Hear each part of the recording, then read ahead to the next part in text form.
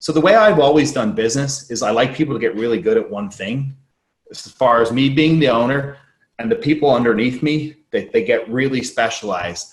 There's two reasons I do that. One, you see massive efficiencies, which means you can have a smaller team, pay those people more, which means you got really loyal people, but also you protect your IP. If you've got an entire production line, they know one section of it, there's no business risk. There's no risk of anybody leaving because they know how to underwrite. That's it. That's the only skill set. But they've gotten really good. And believe me, when they leave this place, they're going to be the best underwriter because they've got underwrites thousands of deals at that point, tens of thousands of deals.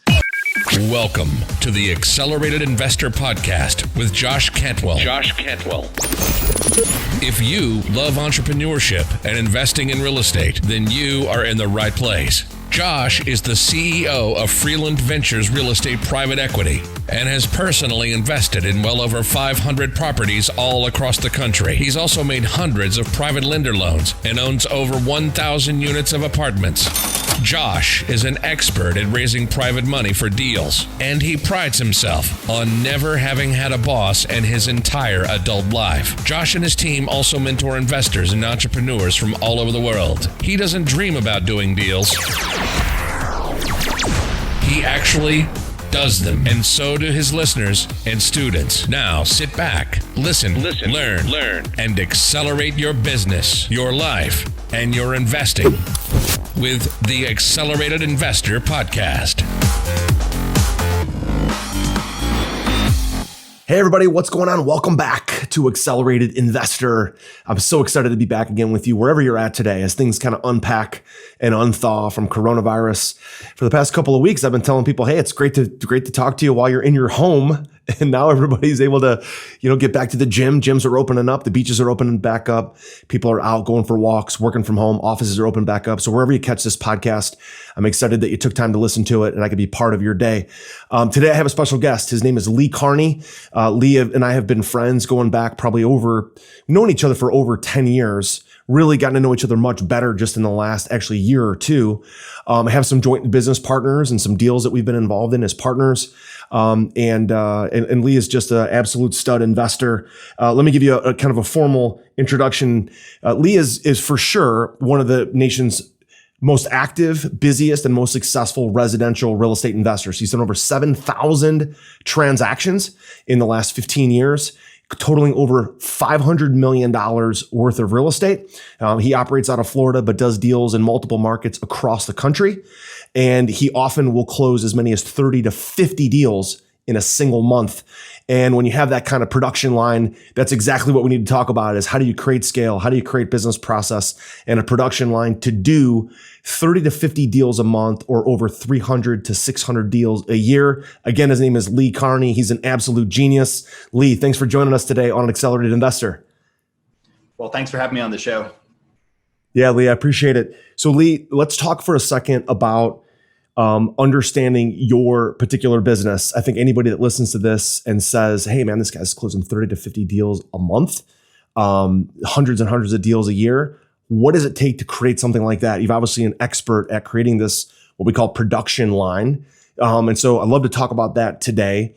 I know that that's been disrupted because of COVID, and we'll talk a little bit about that, but talk a little bit more about what did your business look like just 3 or 4 months ago? Tell us about the process, how it was set up, how you were doing so many deals every month.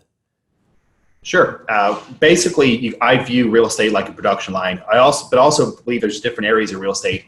So in the transactional area of real estate, the production line is you bring in deals and you process them. Now, there's different exits there, but ultimately you got to generate a lead.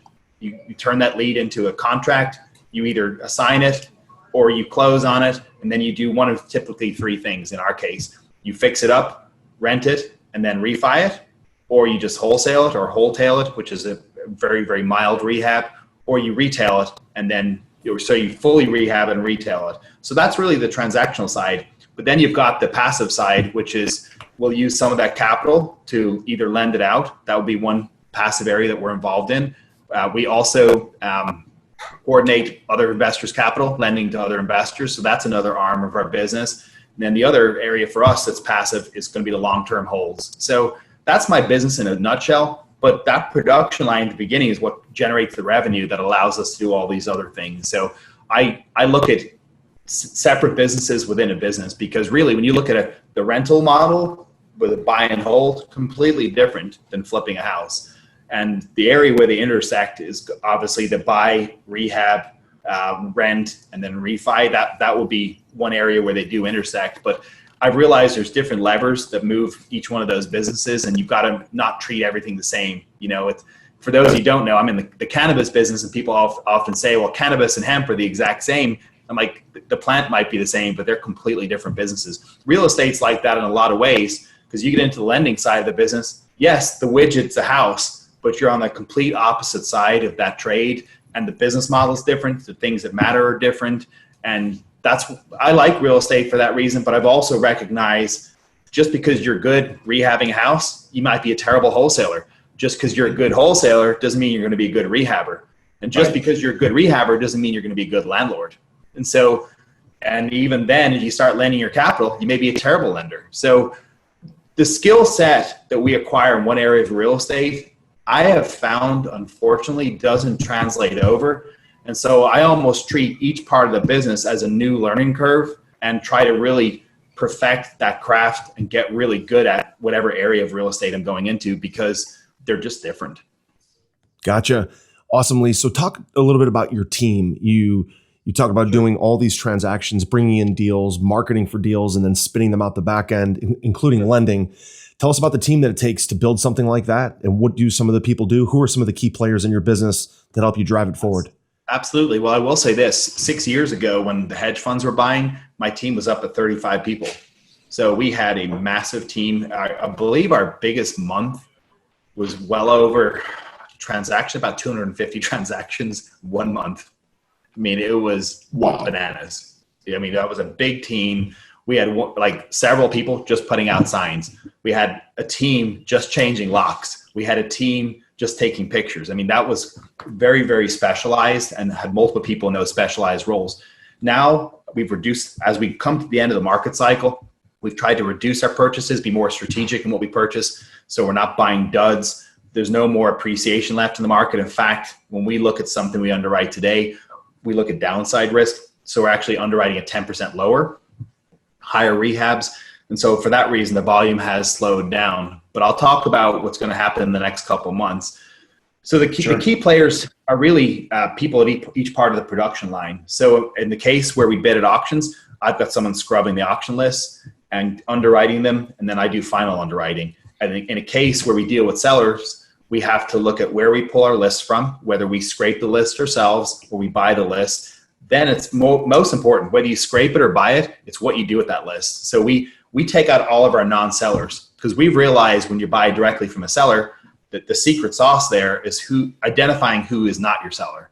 Mm-hmm. The reason that's so important is because when you take a list this big, who's not your seller is going to be that much of the list. And about that much of your list is actually going to be the avatar who's actually can sell and will sell at a price that makes sense. So we spend a lot of time understanding who our seller is. And we realize, and this might sound funny to you because we're on a real estate podcast, real estate's just a widget. It's actually the least and most important component of the business. That's just the widget that gets you from A to B for profit. But the seller is the most important thing, again, for non-auction purchases. So we spend a lot of time on those systems. And that way, then we have a really small list, but we pound that list. And what I mean by that, we do 4 forms of skip tracing.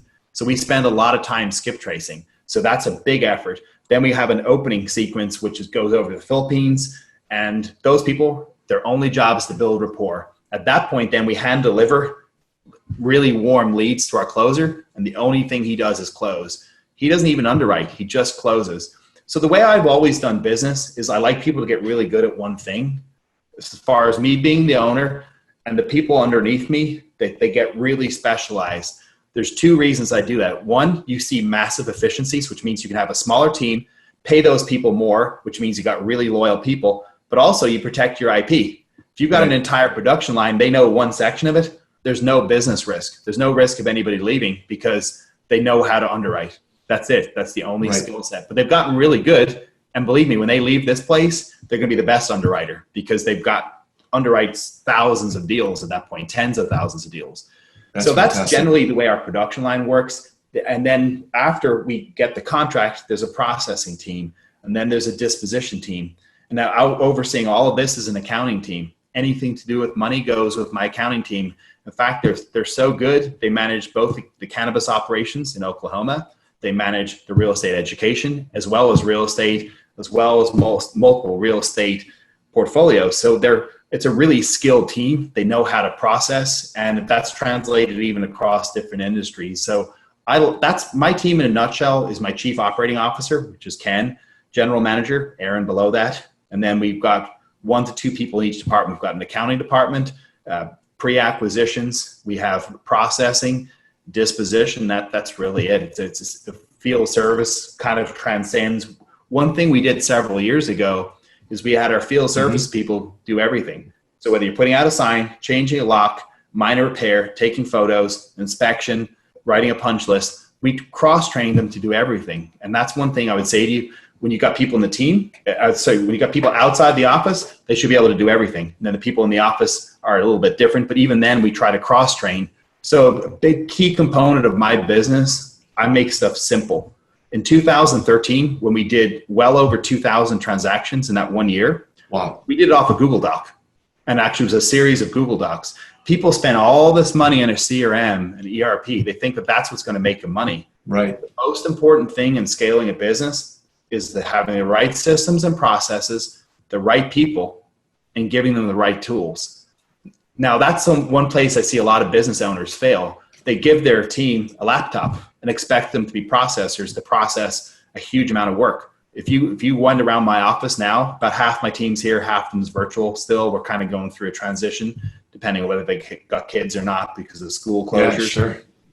Everybody on my team has 4 screens. And that might sound silly, but the investment of an extra $500 to $1,000 means I got rockstar processes. That's an example of giving your team the right tool. Right. 500 meg internet so that they're not held up with internet speed. I mean, everything, we try to really invest in things that produce an ROI. And just the setup that I have here in the office, we probably get 50% or more productivity. You take a $40,000 a year team member, right? That's $20,000 ROI per year per person. My team, I could put them side by side by anyone else. They'll get twice the amount of work done. I would say at least 1.5 times the amount of work. In some cases, 4 times the amount of work because they've got the right tool. So don't handicap your team. That's what I would say to everybody. If you've got a rock star, set them up for success. Make the processes simple. That's a great way to set your team up for success. Us as business owners, try to come up with these really convoluted systems because we get into all these algorithms, all this crazy stuff, and you make a 1-step process 12 steps, and you have people do a bunch of busy work that doesn't matter. There is a time and a place for that, but I've tried to whittle things down to a very, very simple form. And even a new CRM we developed for our closer, you can just slide it from one status to the other. And then the software automatically sorts who he should call first. It's simple. It's just simple. It's just smile and dial. It's just go through this list. And a lot of our workflows in a very simplistic fashion, they're on Google Docs. They either go top to bottom or left to right. I don't try to overcomplicate it. The more complicated you make your processes in your business, your systems, the less chance that you have of being done consistently. And I would say that's a skill set for an owner to think simply and not to think complicated. It's our job to be able to create that vision and have our chief operating officers. Now, if you don't have one, you're going to be the CEO and the COO, and that's fine. But ultimately, if you want to scale, it's got to be simple. That way you can put any butt in that seat and it'll get done. In my newest real estate investing book, The Flip System, you'll learn the proven secrets and strategies that I've used to be a successful real estate investor. You'll also hear the story of my journey from quitting my job to doing over 2,000 units of apartments. The Flip System is now available for a limited time, and you can grab your free copy at getflipsystem.com/podcast. You'll learn the same proven principles and secrets and investing strategies that I used to quit my job and pursue a life of financial freedom. In this book, I'm sharing exactly how I was able to personally close over 750 profitable real estate deals, make over 400 private lender loans, raise over $30 million, and acquire over 2,000 units of cash flowing apartments. Get my newest book now for free at getflipsystem.com/podcast. That's getflipsystem.com/podcast. That's fantastic, Lee. So when you really started to scale, people are going to want to know, well, hey, how did Lee go from wherever he was to doing 2,000 transactions in a year?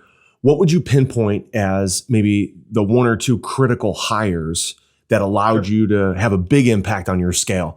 Was it acquisitions managers? Was it the COO? Was it an accounting team? Who were the one or two people that really made the difference? Absolutely. The very first hire that's going to make a big difference, if you're a solopreneur, it's going to be your executive assistant. And I would say that anywhere from $40,000 to $75,000 makes sense for that position. And that might sound crazy when you're listening to this. That's going to be your right-hand person. Mm-hmm. And what I mean by that, if you look at all the things you do in a day, this is an exercise. If you're listening to this, very simple exercise. I've done it. I continuously do it. And I continuously look for things that don't check the box I'm about to talk about. So I only want to focus on things that make money. That's it. So what you need to do is be honest with yourself. It'll probably take a week. So you'll need to do this for an entire week. As you're doing tasks, just put them on a list. Don't do anything else. Just put the tasks on the list. After the week's over, look at the list and then put a dollar sign beside things that make money and then leave it blank where it makes no money. Now, people have different versions of this, but this is essentially what I did. I called it revenue and non-revenue generating. Something magical is going to happen. You're going to look at this long list and realize about this much of the list makes money. Right. You talk about your first hire. That's what your assistant does. Everything that doesn't make money. Yeah. And as you're creating that list of stuff for yourself, you're essentially creating a job description, right? For that person that you're hiring, that right-hand person, which is amazing. I'm going to keep this stuff over here.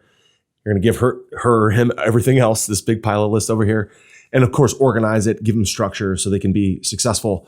You know, the people in our business that do the best have maybe 2 or 3 main things that they do. Like my executive assistant, Jen, she primarily works on booking podcasts and working with our private investors. She's got a few other things that she does on top of that. But those are the 2 main things that she knows that on a day where she has free time, on a day where she wakes up and is not sure what to do, she knows that if she's booking a podcast or she's talking to an investor about investing in her deal or investing in her fund or investing in an apartment, she's winning. She's going to get an A grade that day because that's all she's supposed to do. And then of course she's got some other, she's an operations person. So she's got some other projects, some one-off projects for me, but it doesn't interfere with her 2 main jobs. So that executive assistant is big. Is there another one, Lee, that you thought really helped you break through? Absolutely. He's my chief operating officer, Ken Stillwell. Yeah, he cleans up everything after I create it. And so that's right. That's really it. Because as I did a lot of these personality tests, and without getting into detail, my Achilles heel, my particular Achilles heel, is that I'm a visionary and an implementer. The reason that's an Achilles heel is I want to create the vision and I want to implement it. So if I'm implementing, I'm not creating. And so I've had to really step back. And one of the core things I've done in my business is made sure that I've empowered every single person, because our team's small now, about 10 people. I've made sure that everybody knows that they're a business within a business. And that's a really good way of looking at it, because if you constantly tell your team that and empower them and don't step in their way, don't trip over them and let them actually manage that portion of the business, what you end up having is you as the entrepreneur and a bunch of entrepreneurs, but they're also entrepreneurs too, because they're entrepreneurs of their section of the business, which happens to be an entrepreneur in your business. That mindset shift for me, where I want to jump in and answer the email, I want to call the person back, I just stay out of their way. So what happens is people realize, man, he's got a rock star team. I don't need to tattletale to Lee. I just need to talk to Fran in accounting. Because a lot of people, where you set yourself up for failure, and it even goes beyond yourself, you set up your team members for failure. If you use your team members as blockers and you tell people one thing and they tell them something else, but they know if they come back to you, they'll get the answer they want. I refuse. Yeah. It's almost like parenting. You know, when mom and dad disagree, and my wife and I are separated, but we still, when it comes to Max, we agree on everything. If mom says X, it's X. I'm not going to stand in front of her. It's the same way in your business. If you want to scale, you want to step out of things, don't overstep your team. Don't do it. because otherwise it's like mom and dad. So the kid doesn't get the answer from mom they want, so they go to dad. And I found that that's been a game changer, because then things never come back on my radar. They never come to me because they don't have to. But my team, it will do this though. If there's a problem, that's one of my jobs. When you talk about primary jobs, my job is deals. So today's revenue, money, which is also related to today's revenue, strategic planning, which is tomorrow's revenue, and major problem solving. So my team knows as long as it fits in the box, you never need to talk to me. But if it falls outside the box, my door is open every single day for major problems. And I found that the company runs quite smooth with that, because people feel like they own a part of the business. They're managing one entire section. It's completely theirs. The email comes to me. I forward to the person, Fran, please advise. I'm not getting the answer from Fran, then going back to the person. And even something simple as that, email management is like top of my list, because I have, at this point, 5 different email addresses related to 5 different businesses. And I've cut myself out of email. So I'll give you a couple simple tips. My team knows if there's not a question for me, don't send it to me. I don't want to be CC'd on anything. I only want emails with my name and a question. And that's cut down on, maybe not 90%, but at least 60, 70% of emails. And then on top of that, if I don't want the person to reply to me, I don't send the email. So if the person asks me a question, I just forward it to my team member. But we also have a standard. The standard is every email gets answered. So if you're working with a team where you got to chase your team, why are you hiring them? Hire someone else you don't have to chase. So a lot of these frustrations in our business are self-created. If we allow a standard down here, that's the standard we're going to have. But it is a two-edged sword, because if your standard for you personally is not up here, then people are going to match your standard. So I try to lead from the front. I answer every single email. I keep myself accountable. When something's on my calendar, I show up. And that's exactly what I expect from my team. And then the company runs really well. But there's some core things that we can get really right or really wrong. But hopefully the couple things I've said here will really help people narrow in on the things that are important. But you want to hire rock stars and you want to empower them. And you want to set them up for success. And that's all the way from systems and processes through management, and also through giving them the right tools. Like I see so many owners just not setting their team up for success for many of those reasons, and then wondering why they're failing, and then beating people over the head for failing when they set them up for failure. They didn't have the tools. You don't have money to pay a vendor. Don't put your accountant in the way of telling people, oh, you'll have the check's on its way. Stuff like that. That's like an example where people use their team and there's no check on the way. And then the vendor doesn't trust your accountant, doesn't trust your company, and you've actually just really discredited everybody. So there's things like that where, we say your process, oh, we'll close on it, and you don't have a buyer. Let's just say you're assigning it. Now you've set your processes are up for failure, and you've made your company look silly. So we try to just be consistent in our answers. Consistency is a real key point to running a good business, because that way then people get a flavor for your team. And it's not so much as important inside, but I'm looking for people outside my company and how they view the company. But also inside the company, if I have to answer a vendor's email, if you're on my team, Josh, you send me an email, I have to respond to you, because I want our team to be accountable to each other. That's a level of respect, really high it's been. On the real estate company side, respect is high. And we've let people go on the spot for being disrespectful to someone else on the team, because for us, as far as our core values, it's a non-negotiable. Yeah, love it. There's a bunch of nuggets in there, Lee. Thank you so much for that. Let's talk a little bit about the state of the market today. Understanding market cycles. You mentioned it earlier on. We were getting to the top of a cycle, and in certain areas, you're in Florida, but you invest in a lot of different places. There's boom bust markets, and then there's price stable markets, like things in the Midwest. And we got to the point where everybody knew we were at the top of a cycle, and there was a recession coming sometime in the next 6 to 18 months. Anyway, then COVID-19 hits. You actually contracted the virus and were in the hospital. And so that was a crazy experience. You've lost about 25 pounds. You put 10 pounds back on. You're healthy now, kind of on the mend.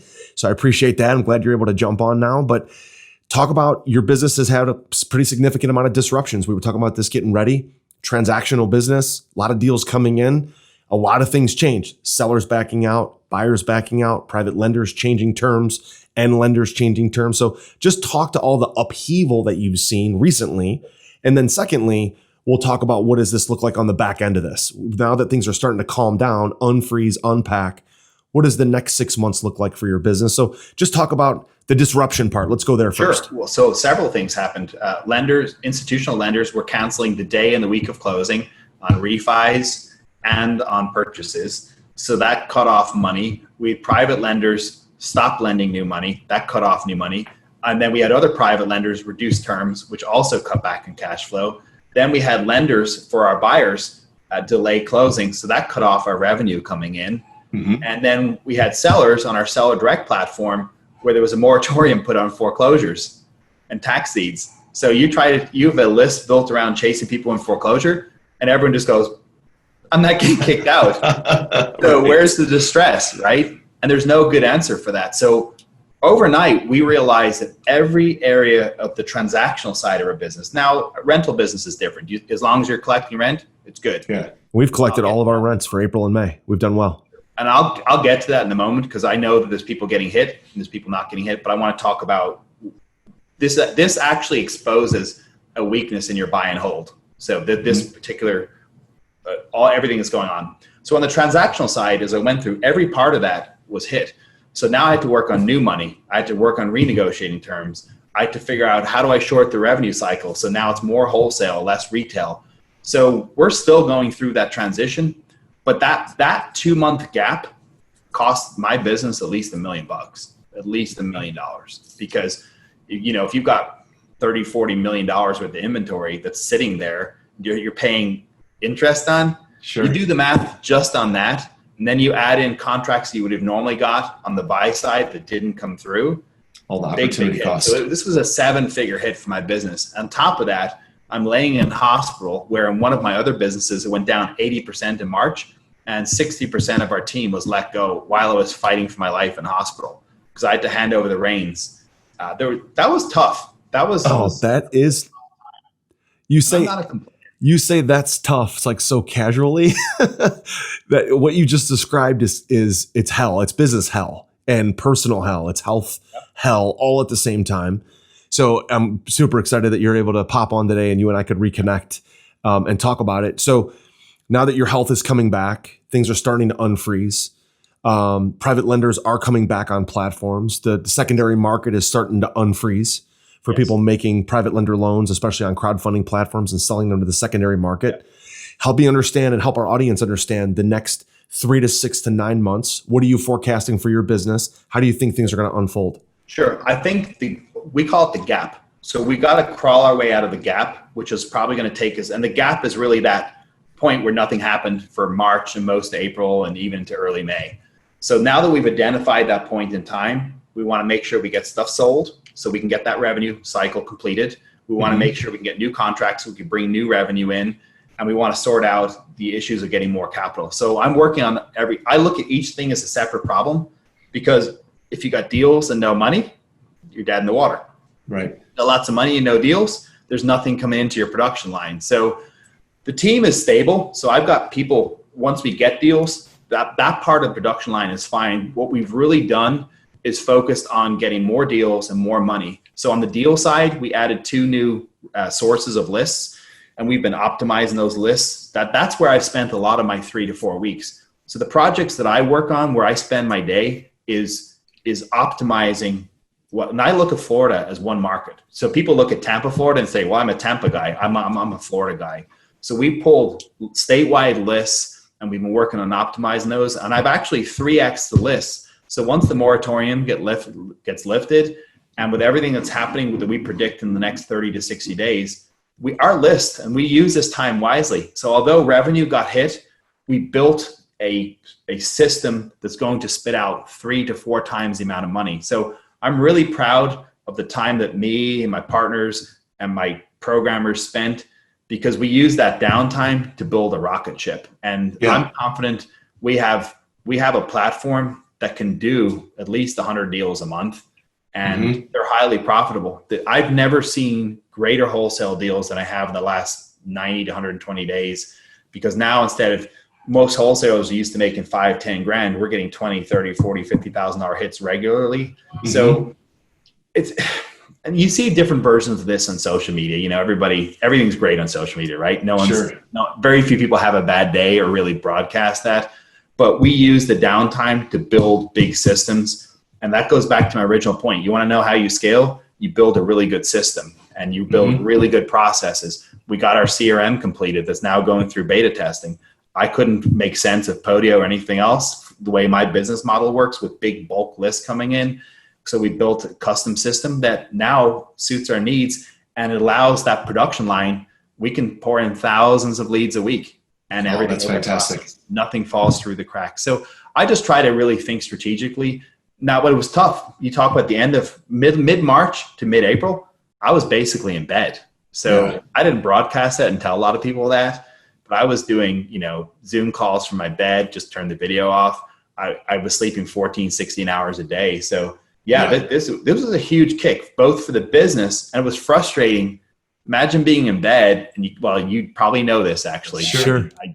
I'm one of the few people that might know, right? Yeah. I mean, there's no worse feeling as a business owner watching a problem and you physically can't do anything because your body's just saying no.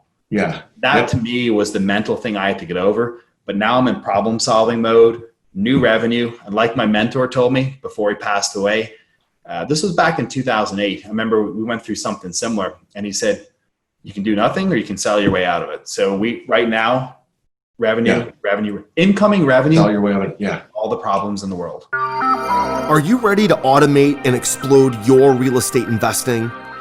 We're searching for extremely motivated individuals who are sick and tired of wasting time and want to finally see real results from their real estate investing business.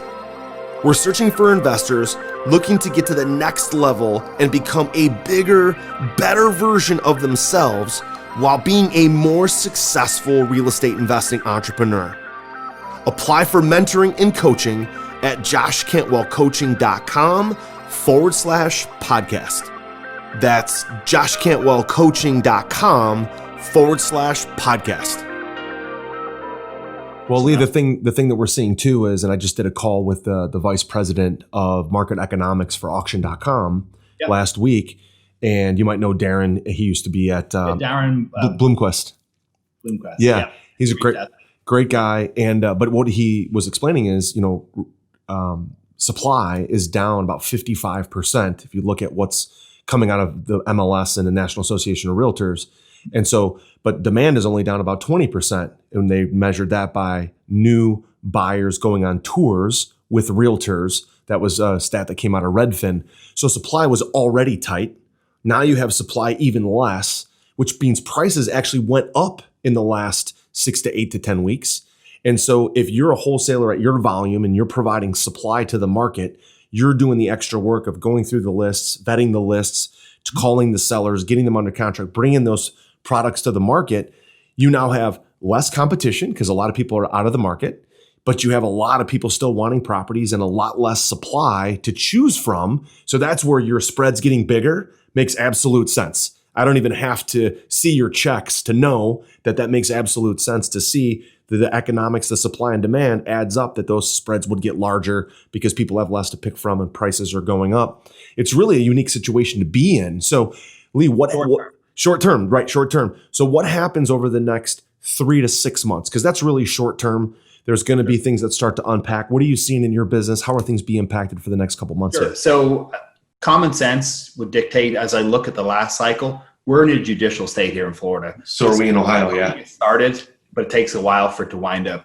So right now, people got a free lunch with forbearances 3 to 6 months. So the situation you described will probably be the rest of this year. But the party is going to get started in 2021. And the front line of that is lis pendens being filed. So foreclosure filings. Right now, they're down at a point in the entire state of Florida. I think there was, don't quote me on this in case someone's, going to fact check this, but based on the data that was given to me by my programmer, in the entire state of Florida, are you ready for this? There was about 80 foreclosures filed last week. That's it. Now, that's normally thousands, just to give you an idea. Yeah, so that moratorium has basically stopped that. But here's what's coming. What's coming is, as soon as the moratorium is lifted, an orders on the judge's desk this high of new sale dates that need to be set. So what's going to happen? The good news is we're in real estate. It's not like the stock market. We have time to prepare. So what you're seeing is a short-term uptick, but there's going to be, so we had a bottoming out where there was a freeze. So if you wanted to sell something on April 1st, guess what? You had to give it away because there was no buyers, no sellers, nobody's leaving their home. So basically it had to be an absolute steal for them to buy it. Now we're seeing buyers come back in the market. We're seeing a lack of supply.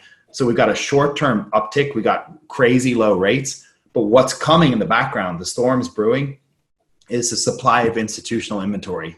And the institutional inventory is going to be short sales. It's going to be stuff at auction, and it's going to be REOs after the auction. And it's going to take a while for that engine to wind up. And even as it starts to hit the market, like you said, there's a shortage of supply. So there's going to be a period of time where that inventory is going to get absorbed really quickly. But at a certain point, when operators go out of business and homeowners stop paying, the demand goes down, supply goes up. That's when prices go down. Prices that's come down, economic 101. But that's probably not going to happen until 2021. But it's going to be a slow grind down because in a judicial state, you got people that fight a lot, people that fight a little, which means the foreclosures just get drug out for years. It's not like California where you got a trustee. You don't pay 90 days, have a nice day, you're out. And actually California is a unique situation where through legislation, they're trying to bypass a very simplistic process of getting someone out of a house. And now it's going to turn into a 4-course meal. So, but generally speaking, a trustee is going to move quicker. When we talk about a market disintegrating, the trustee states are going to fall first because the process is quicker. They essentially just rip off the Band-Aid. So that's what I predict is going to happen. And you're right. If you're front and center of controlling distressed inventory, you're in a great place because you got lots of buyers, you got pent up demand, and you're going to sell stuff for top dollar. But what's going to happen is the market's going to start to disintegrate. And what's going to cause the disintegration is high supply, lower demand, and both things are going to happen, which creates the gap. Also, our primary seller today is a distressed seller. Why? Because there's equity.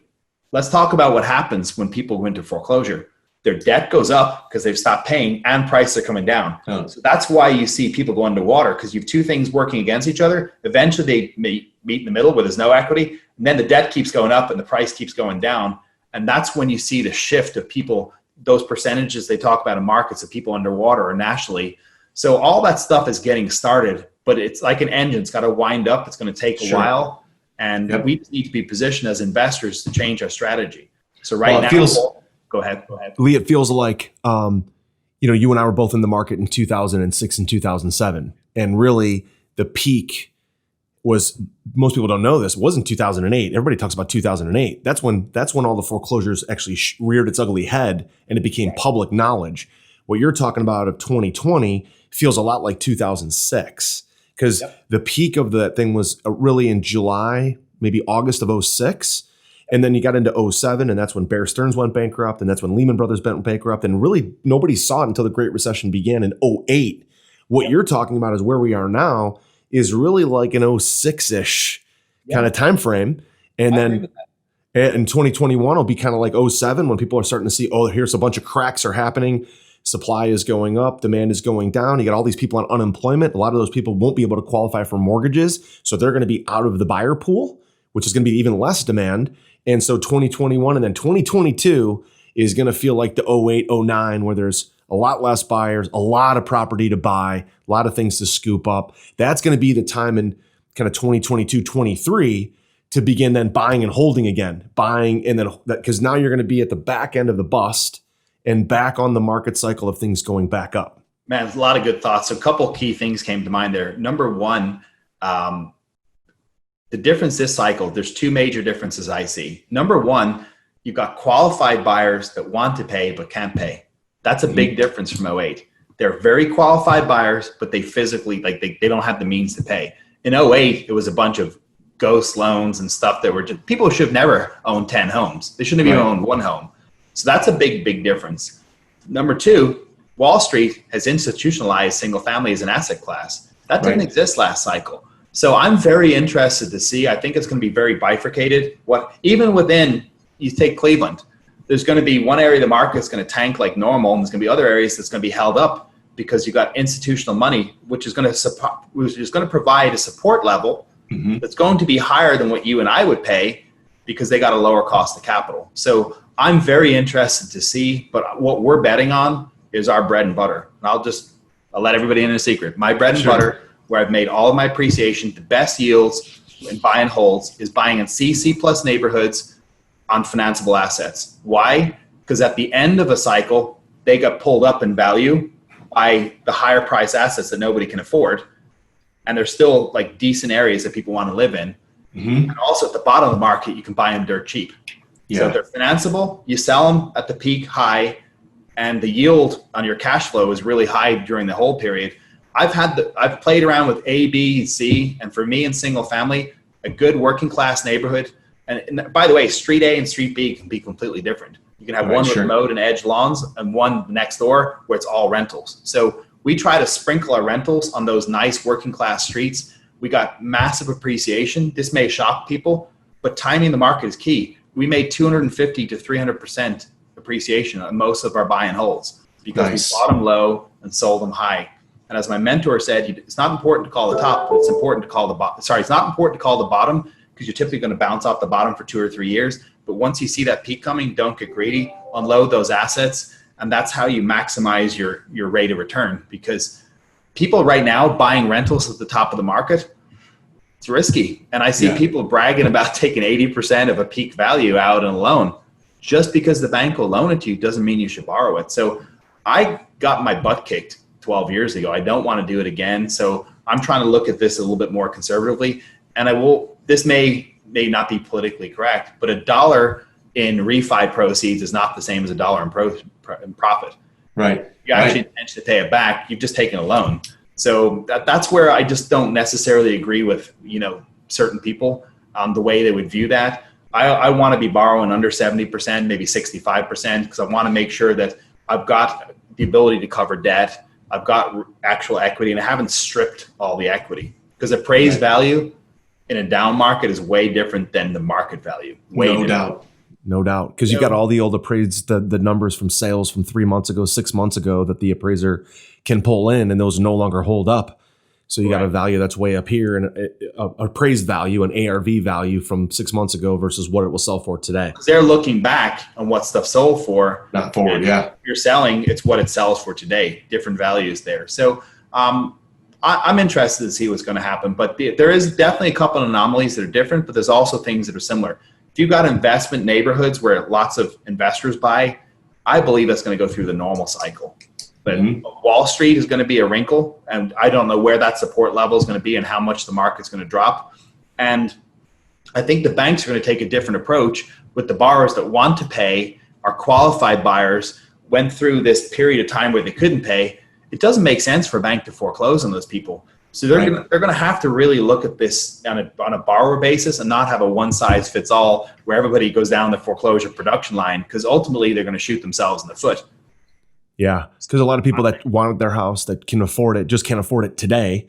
But when they get their job back, they've got to find a way to maybe tack the forbearance on the back end of the loan or something. Lee, listen, this has just been phenomenal. Had a blast visiting with you today, sharing a ton of amazing ideas. If some of our audience wants to connect with you, I know you guys run a coaching program, investors, people bring you deals, just reach out to you and connect with you. What's the best place for them to connect? Sure. For me personally, it's Real Lee Kearney on IG. And if you want to go to our website, it's realadvisors.com. So that's 2 ways you can reach out to me. So look forward to connecting with you. If you want to learn about real estate, we can help you through Real Advisors. Be happy to do that. So that's fantastic. Well, there you have it. Lee Kearney, thanks so much for joining us today on Accelerated Investor. Thanks for having me, Josh.